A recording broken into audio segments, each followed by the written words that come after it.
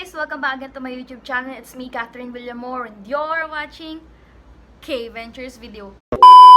Nalimutan ko kasing mag-intro.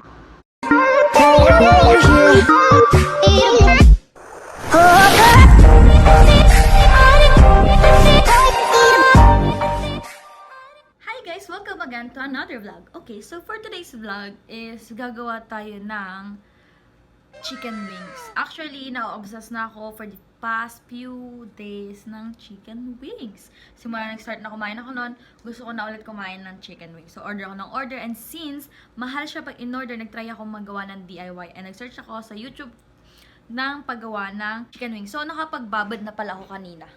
So, pasensyahan nyo na if I have a oily face. Ganyan talaga. Bumili pala ako ng tren. May kita niya sa ref kapag binuksan. Tadaan! Meron akong 1 liter milk tea. And kunin na natin yung chicken wings sa baba. Oh my gosh, nakita niyo yung mukha ko ng maraming oil. So, ayan. Ibinabad ko na siya. So, minarinate ko siya gamit ang paprika, paminta, harina, patis. So, without any further ado, iprito na natin siya. A few moments later. So, andito tayo sa kusina namin. So, gagawa muna tayo ng breading mix. So, syempre, labas natin yung mga kailangan sa breading mix.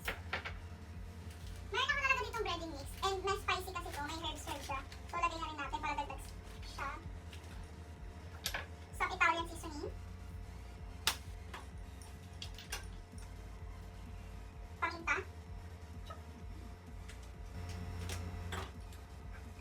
Paprika.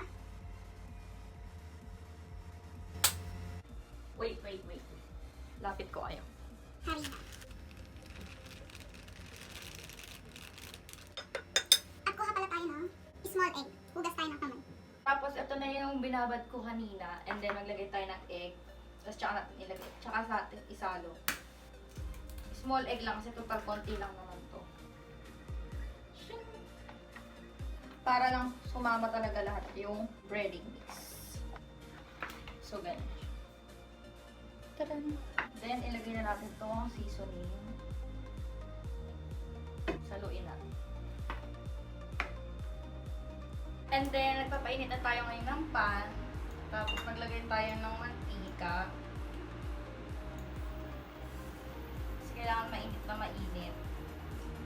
Tapos, gumawa pala ako ulit ng panibagong coating. Lagyan pa natin kasi dapat deep fry. So, I use Baguio pure coconut oil kasi kapag nagda-diet daw, okay daw yung ganito kasi parang less churbanis. So, kailangan painitin natin yan ng gusto. Dapat super coated na siya lahat.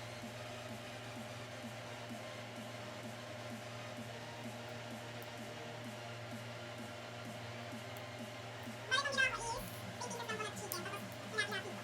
Ngayon, feeling ko umiinit na siya, pinainit ko na siya, ayan. Then, tapos na yung ano ko na, chicken. Ko lang siya sa 4. Ikukook natin sila pag nag-golden brown na. So, gamit tayo nitong to.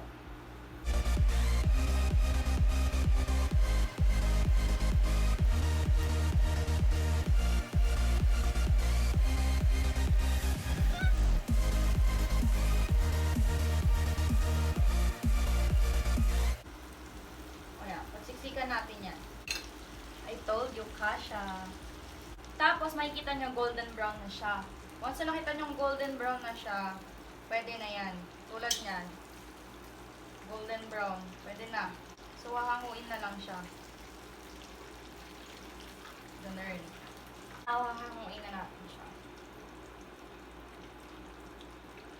Then, ilalagay ko lang siya dito sa may para masipsip yung oil.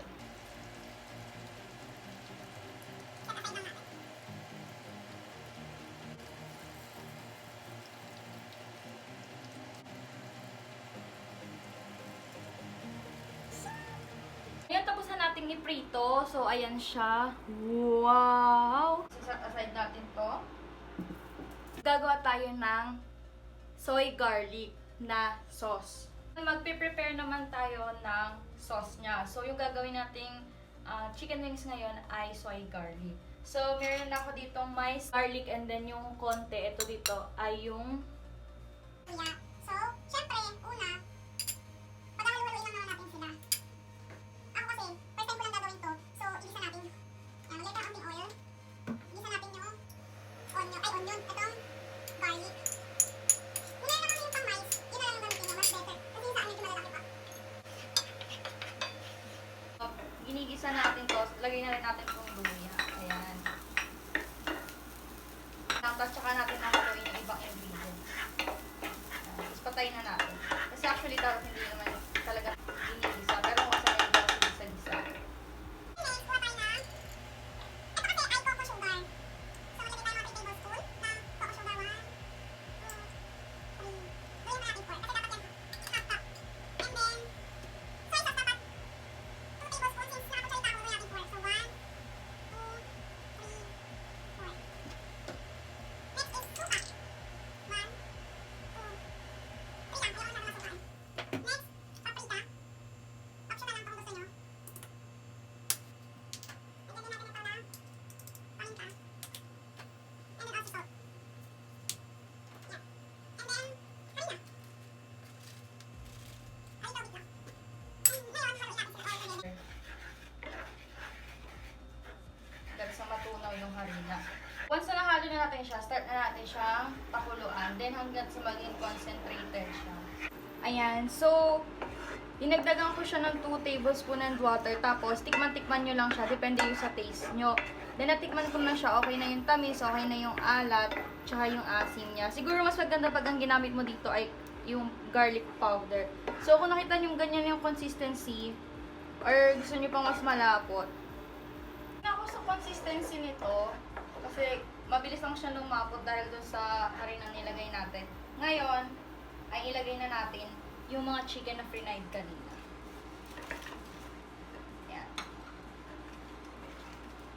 Tapos haluin lang natin silang ganyan.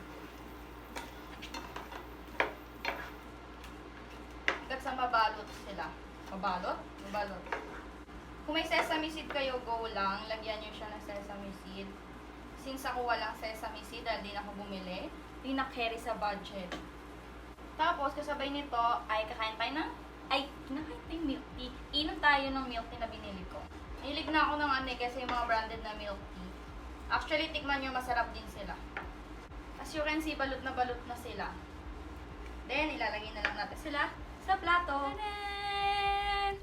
So, ito na po yung ating finished product sa soy garlic chicken. So, let's eat!